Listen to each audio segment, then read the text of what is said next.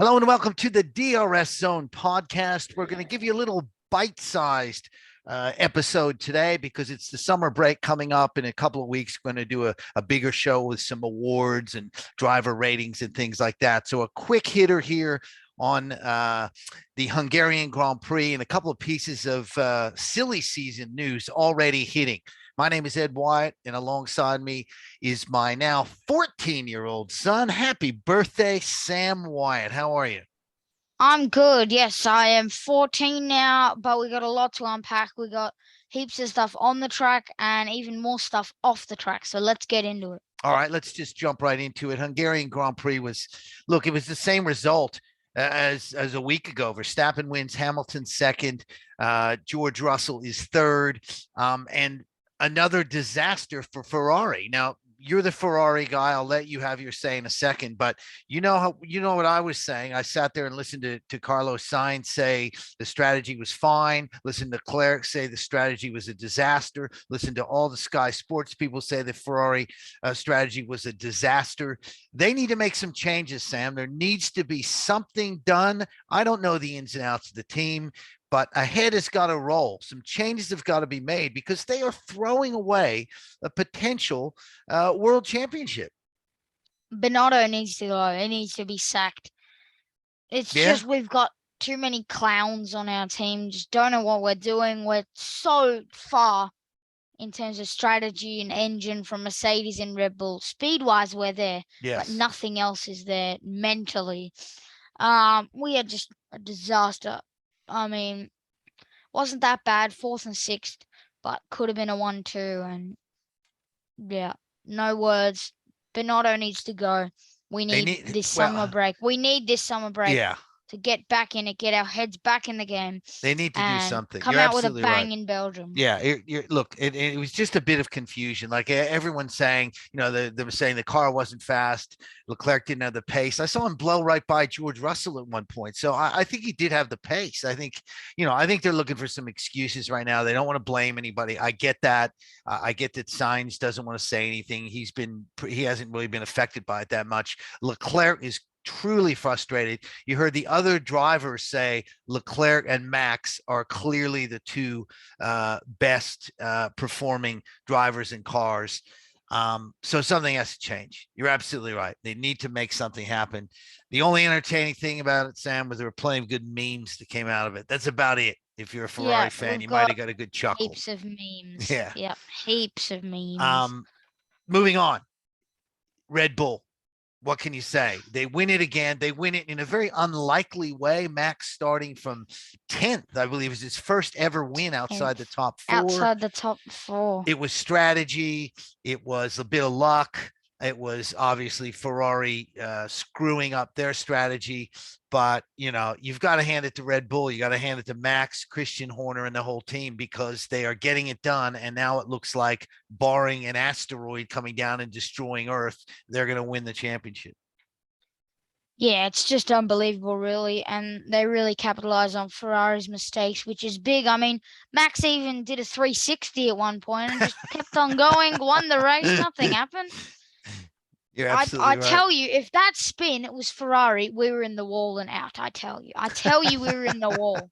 Okay, it's just these little things. They're performing so well. Their strategy's incredible. Christian Horner knows what he's doing. The whole team does. The race engineers, they know what to do. Unlike Ferrari, that's basically it. I mean, they have a fast car in the straights, we know. And Max is something special, and Checo too. Yeah. But the strategy and just how cool and calm they are is just that's what's won them the championship this year. Yeah, even though it's not over, yep. It pretty much is. Oh yeah, I think they said they could almost have 3 DNFs. Max could and still win the title. And Leclerc would have to win all 3. And yeah, well, that's right. Yeah, that's exactly right. Speaking of someone else on a roll, Toto Wolff. Just the way he's kept this Mercedes team together through bad times at the start of the season when we were writing them off and it was a disaster.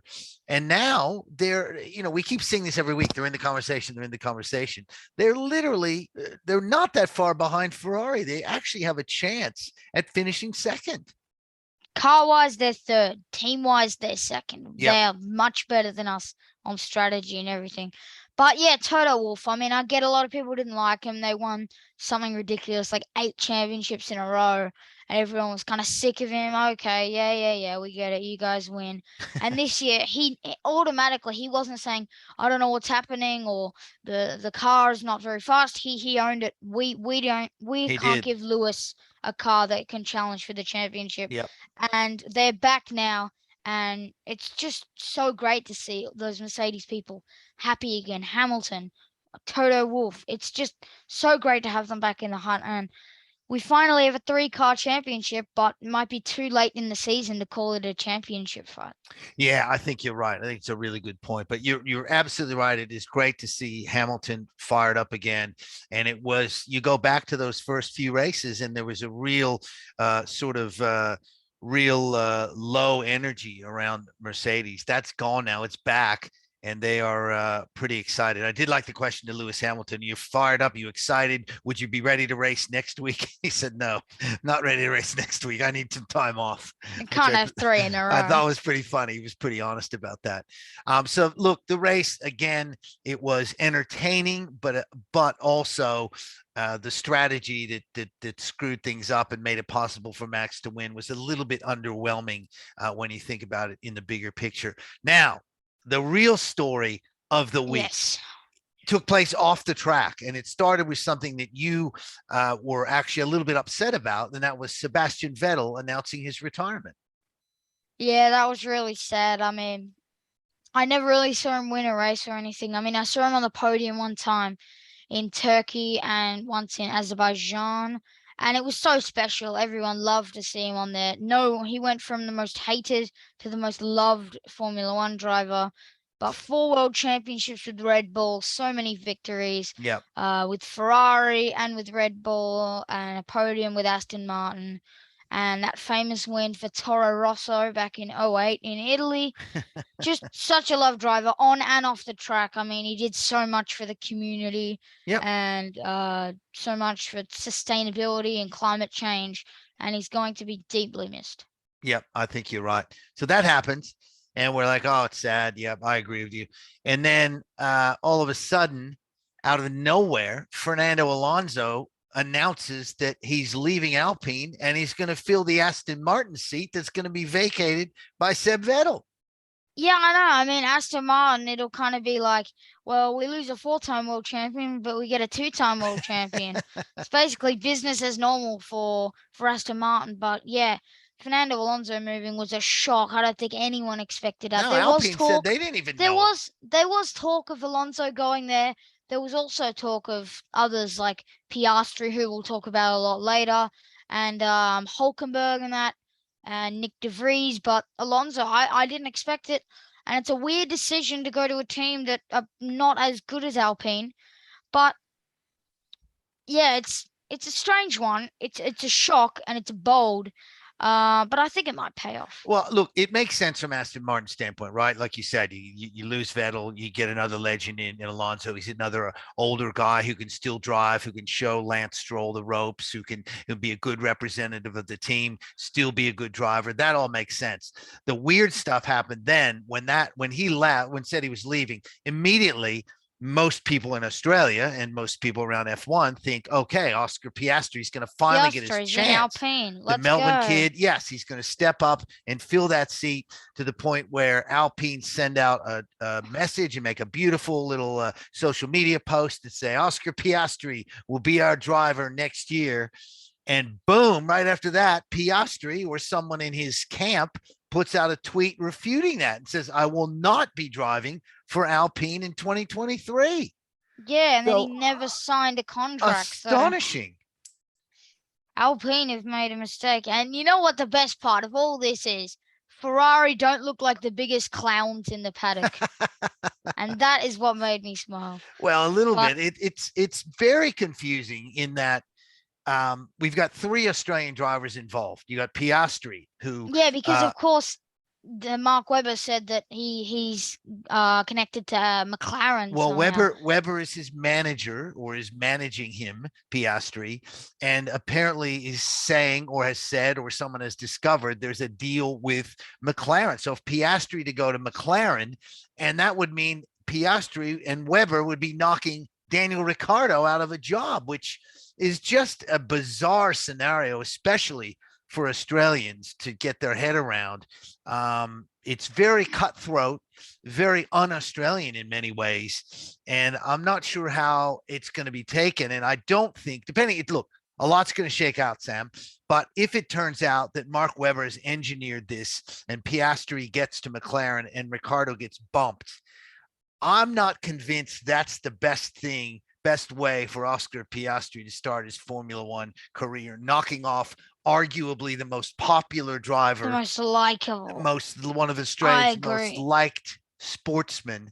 I just find that just a strange way to jump in there. And there's not a lot of transparency here from either side. And I think that's a big problem. Alpine seems like, what's going on here?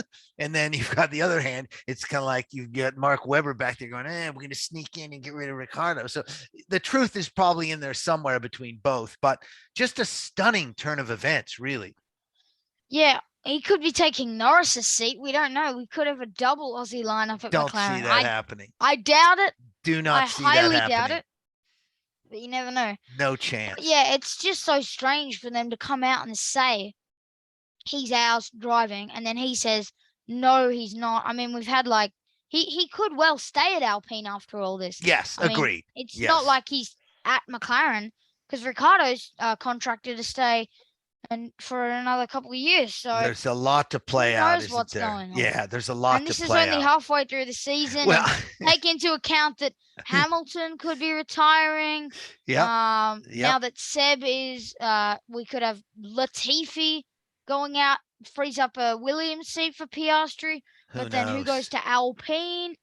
All of it could happen. Who knows what's going to happen? Well, it's all going to play out in the next few weeks, which, as we mentioned, is the summer break. The next race up is the Belgian Grand Prix at Spa, which, remember, last year really wasn't really a race. Wasn't a race. No, I don't count it as a race. It shouldn't have been counted as a race. 2 laps, not a race, people, and they were both under the safety car. In the pouring rain, yeah. Not a race. Bit of a fiasco. Well, that's the next race up. So we're not going to make any predictions now. We'll do that in our next podcast. But going to be fascinating. I should mention before we go, I'll give you a chance to see if you have anything last comment. But Latifi winning a practice session pretty much set the internet on fire. It just went nuts. It went absolutely nuts. Go Tiffy. He won. It was fun while it lasted. Let's be honest. Yeah, it was everyone a lot of fun was happy. While it lasted. And then he goes in qualifying, and then fastest first sector, and then qualifies last. And that is officially, and this is a stat, the lowest qualifying position ever for a driver that is just topped FP3. There you go. Very good stat. That's an official stat. That is a very, very good stat. What do you got for us before we sign off here? I've got Leclerc is a crusher. What? Not Charles Leclerc. Arthur Leclerc in the F3 race was going for a podium on the penultimate turn, goes into someone else, gets hit again, and then drops all the way down and has to start way down the field and crashes out of what could have been a podium or P4. We were watching that. It was painful to watch, and we were in the family. We were cheering him on. We thought, okay, here we go. Here's a chance, and he makes a move on the the last turn, just about, and goes off and finishes like 6th or something, didn't he? Or way down. No, he got hit again. That's right. He got hit again. You're right. And now that hurt his chances of winning the championship. Unbelievable stuff. What's believable? I guess you're right. Believable is probably right. All right, that's going to wrap us up. As I mentioned, we're doing a very quick little short podcast today, but we'll be back in a couple weeks' time with some driver ratings and some mid-season awards and things like that. And then we'll be back after the Belgian Grand Prix. So you can find us anywhere that you get your podcasts. My name is Ed Wyatt.